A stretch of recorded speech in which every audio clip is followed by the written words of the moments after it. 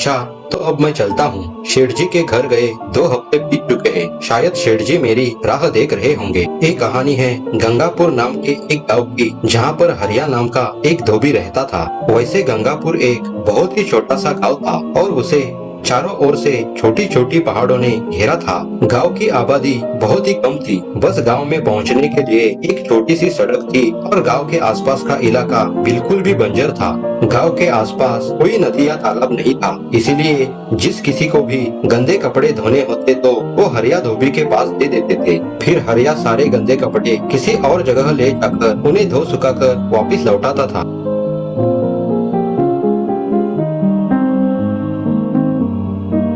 अच्छा हुआ हरिया, तुम वक्त पर आ गए। मैं तो तुम्हारी राह कब से देख रहा था। अब जल्दी से ये कपड़े लेकर जाओ और अच्छे से साफ करके लौटा देना। और ध्यान रहे, इसमें से एक भी इधर उधर नहीं होना चाहिए। जी मालिक, परसों तक सारे कपड़े धो सुखाकर वापस लौटाता हूँ। ठीक है, तुम्हारे पैसे भी परसों ही लेकर जाना। जाओ अब जल्दी से काम पर लग जाओ। उन दिनों गर्मी का मौसम था और दोपहर का वक्त था।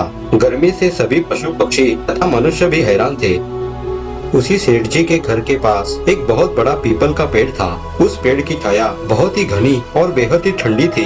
गर्मी के मौसम में पेड़ की छाया में बैठने का मजा ही कुछ और था। लेकिन गांव का कोई भी आदमी उस पेड़ की छाया के नजदीक जाने की हिम्मत नहीं करता था। इसके पीछे कारण ये था कि वह पीपल का पेड़ उसी सेठ जी का था, जो कि बहुत ही लालची तथा कंजूस था। वैसे सेठ जी एक व्यापारी था और गाँव में उसका बहुत बड़ा दुकान था। वह उस पेड़ को अपनी संपत्ति समझता था और किसी को भी अपने पेड़ की छांव के नीचे बैठने की इजाजत नहीं देता था। इस जानलेवा गर्मी से मानो शरीर में से प्राण निकलते जा रहे हैं। गला एकदम सा दुखता जा रहा है। ऐसा करता हूँ, इस कड़ी धूप से बचने के लिए कुछ देर इस ठंडी छांव में आराम करता हूँ, मजा आ जाएगा। वैसे सेठ जी ने अगर देख भी लिया तो वो मुझ पर गुस्सा नहीं करेंगे, क्योंकि कई सालों से मैं उनके घर काम भी करता हूँ। चलो, इतना सोचकर हरिया धोबी पेड़ के नीचे आराम करने आगे बढ़ा। ठंडी ठंडी हवा लगने पर जल्दी ही हरिया को नींद लग गई और वो खर्राटे मारने लगा।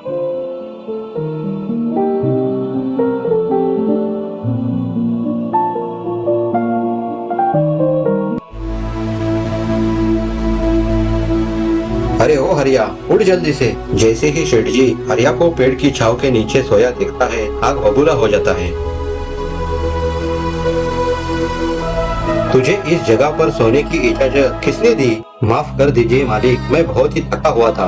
सोचा कुछ देर इस पीपल की ठंडी छांव के नीचे आराम कर लूं, इसलिए कुछ देर इसके नीचे बैठ गया। परंतु देखते ही देखते कब मुझे आग लग गई पता ही नहीं चला। नालायक, ये जमीन तुम्हारी नहीं है। सारा गांव जानता है कि ये पीपल का पेड़ मेरा है और मैंने आज तक किसी को इस पेड़ के नीचे रुकने की इजाजत नहीं दी है। परंतु मालिक, मैं तो आपके घर के कपड़े बरसों से धो रहा हूँ। मेरा बाप भी आपकी सेवा करता था। अगर थोड़ा सा वक्त मैंने आपके पेड़ के नीचे आराम कर लिया तो आपका क्या नुकसान है? मेरे काम के बदले में उतना तो हक मुझे मिलना चाहिए। अगर तुम हमारा काम करते हो तो उसके बदले में तुम्हें पैसे भी मिलते हैं। क्या तुम फोकट में तो काम नहीं करते? तुम्हें एक पल भर भी इस छांव के नीचे आराम करने का अधिकार नहीं है। इस दुनिया में कुछ भी मुफ्त नहीं मिलता। मालिक, क्या आप इस पेड़ की छांव की भी कीमत मुझसे वसूल करोगे? हाँ, तुमने बिल्कुल ठीक समझा है और मैं क्यों न करूँ, मुझे पूरा अधिकार है। दरअसल सेठ जी को पैसा कमाने का एक नया रास्ता मिल गया था। अच्छा तो ठीक है, क्या कीमत है तुम्हारे इस पेड़ की छांव की? अगर तुम मेरे इस पीपल के पेड़ की छांव खरीदना चाहते हो तो तुम्हें पूरे 1000 सोने के सिक्के मुझे देने होंगे। इसमें एक पाई कम नहीं होगी। इतनी ज्यादा कीमत सुनकर धोबी हैरानी के मारे उछल पड़ा। कुछ समय तक सोचने के बाद हरिया बोला, सेठ जी, यह रकम तो बहुत ही ज्यादा है। मैं तो इस पेड़ की छांव के बदले में आपको ज्यादा से ज्यादा 200 सोने के सिक्के दे सकता हूँ। नहीं, मैंने जितना बोला है उसमें एक भी पाई कम नहीं करूँगा। कुछ समय के लिए दोनों में इस बात पर बहस हो गई। सेठ जी हरिया से ज्यादा रकम हासिल करने पर बैठा था और दूसरी तरफ हरिया उस पेड़ की छांव के बदले में सेठ जी को ज्यादा से ज्यादा रकम देने को बिल्कुल भी तैयार नहीं था। तो ठीक है सेठ जी, मैं ज्यादा से ज्यादा 500 सोने के सिक्के इस पेड़ की छांव के बदले में आपको दे सकता हूँ। अगर आपको ये रकम मंजूर नहीं है तो बताओ। मैं चलता हूँ। ठीक है, तुम्हारी यह पेशकश मुझे मंजूर है। शेठ जी मन ही मन में बहुत ही खुश था इस बात के लिए कि मुफ्त में ही इतनी बड़ी रकम हाथ में आ रही है। ऐसा करते हैं, कल गांव के सरपंच के सामने एक लिखित समझौते पर हम दोनों अपने अपने हस्ताक्षर कर लेंगे। गांव के सरपंच के सामने ही तुम मुझे 500 सोने के सिक्के दे देना और उसके बाद से इस पेड़ की छाव तुम्हारी। ठीक है सेठ जी, तो हम कल मिलते हैं। इतना कहकर धोबी अपने गधे को लेकर वहाँ से अपने घर की तरफ चला गया। शेठ जी मन ही मन में बहुत ही खुश था। वो सोच रहा था कि आखिर पेड़ की छाव की भी कोई कीमत होती है क्या। जिस पेड़ की छाव के नीचे आज तक ना तो वो खुद ना ही उसका परिवार बैठा था, मुफ्त से आने वाली रकम से वो बहुत ही खुश था। ऐसा करता हूँ, जैसे ही 500 सोने के सिक्के मिल जाते हैं, तुरंत ही मैं उन रुपयों से अपने लिए एक नई जमीन खरीद लेता हूँ। मैंने तो हरिया को कितनी आसानी से फंसाया है और वो मूर्ख मेरी बातों में फंस भी गया। सुनो भाग्यवान, मुझे अपने सोने के गहने दे दो। मैं उन्हें गिरवी रखकर सुनार से कुछ रकम लेना चाहता हूँ। इतनी बड़ी रकम की एकदम से क्या जरूरत आ गई? दरअसल बात ऐसी है कि शेठ जी के घर के बाहर जो पीपल का पेड़ है, मैं उस पेड़ की छाव खरीदना चाहता हूँ। तुम्हें तो पता ही है, बाहर गर्मी बहुत पड़ चुकी है। मैं इस गर्मी से बचने के लिए उस पेड़ की छाव के नीचे आराम करना चाहता हूँ। हरिया की ऐसी बातें सुनकर हरिया की पत्नी सावित्री चौंक सी गई। ऐसी बेवकूफी मत करो।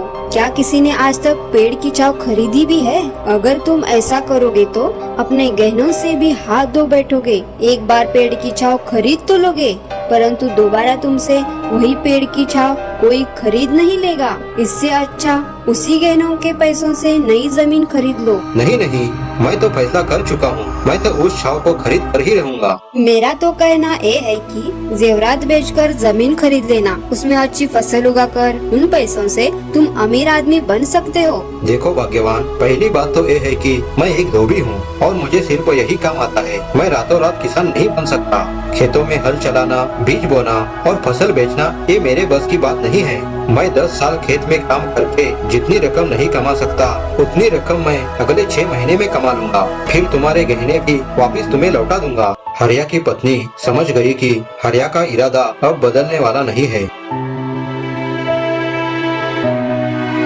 ज्यादा बहस करने से अच्छा उसने अपने गहनों की पोटली हरिया के पास दे दी।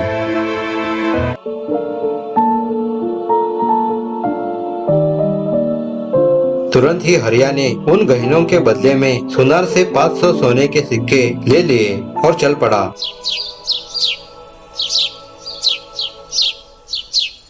अगले दिन हरिया धोबी सरपंच के घर समझौते के कागज पर अपने हस्ताक्षर करने पहुंच तो गया, लेकिन उसके आने से पहले चालाक शेठ जी पहुंच चुका था। शेठ जी ने पहले से ही उस कागज पर लिखा हुआ था कि वह अपने पीपल की पेड़ की छाव सोने के 500 सिक्कों के बदले हरिया धोबी को बेच रहा है और उन दोनों में से जो भी आदमी ये समझौता तोड़ देगा तो तोड़ने वाले आदमी को तुरंत ही दूसरे आदमी को 1000 सोने के सिक्के देने पड़ेंगे। इस तरह से हरिया ने 500 सोने के सिक्कों के बदले पीपल के पेड़ की छाव व्यापारी से खरीद ली।